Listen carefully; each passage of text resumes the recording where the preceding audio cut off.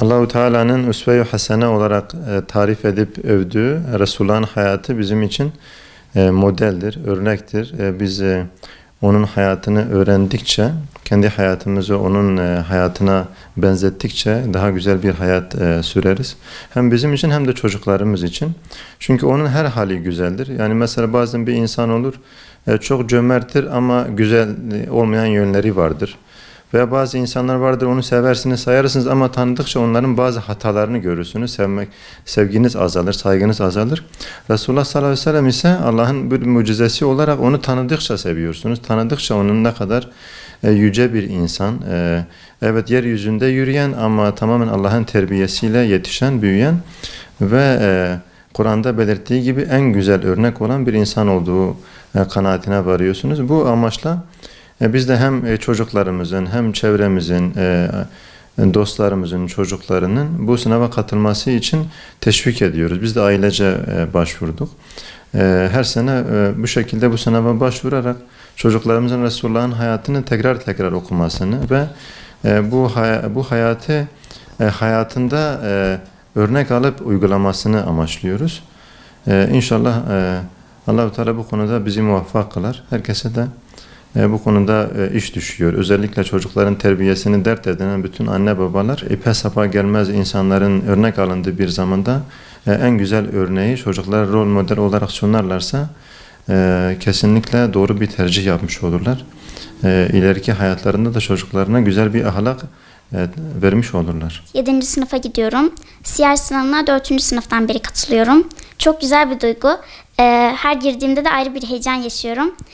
Bu duyguyu da herkesin yaşamasını istiyorum. Bu yüzden de siyer sınavına herkesin girmesini tavsiye ediyorum. Peygamber Efendimizin hayatını öğrenmek, sünnetini benimsemek ve yaşamak Müslümanlar için çok önemlidir. Çünkü Peygamber Efendimiz dinimizin canlı bir örneğidir. Peygamber Efendimizin hayatına bakarak sünnetlerini yaşamımızda uygulamaya çalışmak aslında yaşamımızı güzelleştiriyor. Ayrıca bu şekilde Allah'ın da rızasını kazanmış oluyoruz. Bence İslam'ı iyi bir şekilde yaşamak isteyen bir Müslüman Peygamber Efendimizin hayatına bakarak dersler çıkarmalıdır. İlk önce kitabı birkaç kez okuyorum. Sonra da önemli yerlerin altını çiziyorum. Altını çizdiğim yerlerini not alarak sorular çıkarıyorum. Kuzenlerimize de birbirimize sorular soruyoruz. Bu şekilde de pekişiyor. Ödül olarak tablet kazanmayı hedefliyorum. Peygamber sevdalarının düzenlediği siyer yarışması sayesinde Peygamber Efendimizin hayatını öğrenmiş oluyoruz. Bu yüzden de Peygamber sevdalarına çok teşekkür ediyorum. Siyer sınavına herkesin girmesini tavsiye ediyorum. Siyer yarışmasına katıldığım için heyecanlıyım. Bence Peygamberimizin hayatını öğrenmek çok güzel ve kitabını okumak çok güzel. Ve yarışmada katılacaklarına iyi başarılar diyor. Hedefim 15 kere okumak. Peygamber Efendimiz'i tanımak. 10. sınıfa gidiyorum. Sınava katıldım. Heyecanla sınavı bekliyorum. Kitabı okumaya çalışıyorum elimden geldikçe. Uzun zamandır sınavlara katılıyorum. Böyle her sınava katıldığımda ayrı bir heyecan. Herkeste de aynı heyecanı görüyorum. Herkes derece yapmaya çalışıyor.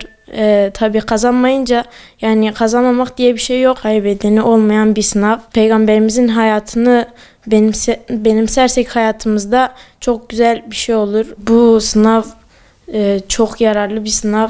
Çünkü Peygamberimizin hayatı çok önemli. İslam'ın canlı bir örneğidir. Hayatımızı sünnetlere göre yaşamamız lazım. Siyer sınavını herkese tavsiye ediyorum. Çok güzel bir yarışma. Herkesin bu yarışmaya katılması lazım.